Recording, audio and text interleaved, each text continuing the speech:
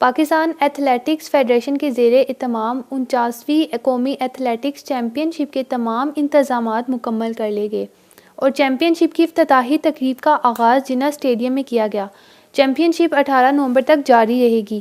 Pakistan athletics federation کے صدر major general محمد اکرم ساہی نے پاکستان ایتھلیٹکس فیڈریشن کے سیکرٹری جنرل محمد ظفر اور اسلام آباد ایتھلیٹکس ایسوسی ایشن کے صدر بریگیڈیئر ریٹائرڈ سلطان محمد ستی کے ہمراہ کھلاڑیوں اور شرکاء کی بڑی تعداد نے افتتاحی تقریب میں شرکت کی۔ پاکستان اسپورٹس بورڈ کے جنرل سیکرٹری نے میڈیا سے گفتگو کرتے ہوئے کہا، یہ ہمارا ایک اینول ایونٹ ہے۔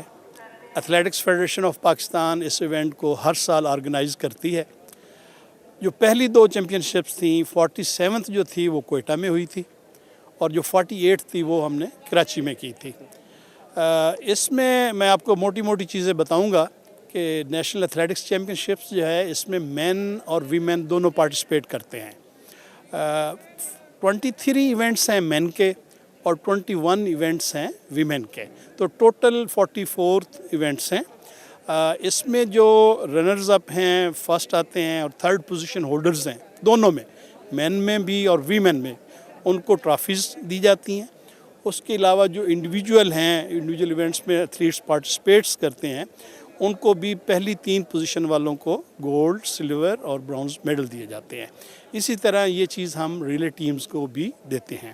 چیمپئن شپ میں ملک بھر سے 14 مرد اور خواتین کی ٹیمیں حصہ لیں گی، جن میں پاکستان آرمی، پاکستان وابڈا، Pakistan air force, Pakistan navy, Pakistan railway, higher education commission, Punjab, Sindh, Khyber Pakhtunkhwa, Balochistan, Islamabad, Azad Jammu Kashmir, FATA اور گلگت بلتستان شامل ہیں۔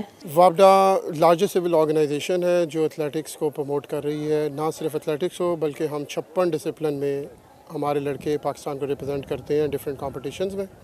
ایتھلیٹکس اس کا ایک پارٹ ہے۔ سب سے میجر کنٹیجنٹ ایتھلیٹکس کا ہوتا ہے اور وابڈا ہر ایونٹ میں پارٹیسپیٹ کرتا ہے۔ ویمنز میں ہمیشہ رنرز اپ رہتا ہے، ویمنز میں ہمیشہ چیمپئن رہتا ہے اور مین میں رنر اپ رہتا ہے۔ اس دفعہ امید ہے کہ مین میں ہم لوگ اپنی میڈل ٹیلی کو تھوڑا سا انہینس کریں گے انشاءاللہ۔ ایفرٹ کی ہے، وابڈا اسپورٹس بورڈ نے ہیلپ کی ہے، ایتھلیٹک مینجمنٹ نے بہت زیادہ اس کے اوپر کام کیا ہے، کوچز ہمارے پاس سارے پروفیشنلز ہیں، تو under the guidance of head coach ہم لوگوں نے کوشش کی ہے کہ ہم اچھا پارٹیسپیٹ کریں۔ ابھی تک کا رزلٹ ویری گڈ ہے۔ 2 ایونٹ ہوئے ہیں مین کے، ایک ہمارا گولڈ ہے، ایک آرمی کا، اور ویمن میں ابھی ہمارا کلین سویپ ہی ہے۔ ابھی تک سارے ایونٹس میں ہمارے گولڈ ہیں۔ ایونٹ میں شریک مرد و خواتین athletics, high jump, triple jump, long jump, hammer throw, javelin throw, shot put, discus throw, marathon, pole vault, 20 kilometre race, 100 metre دوڑ، 200 میٹر دوڑ، 400 میٹر دوڑ، 800 میٹر دوڑ، 1500 میٹر دوڑ اور 5000 میٹر دوڑ۔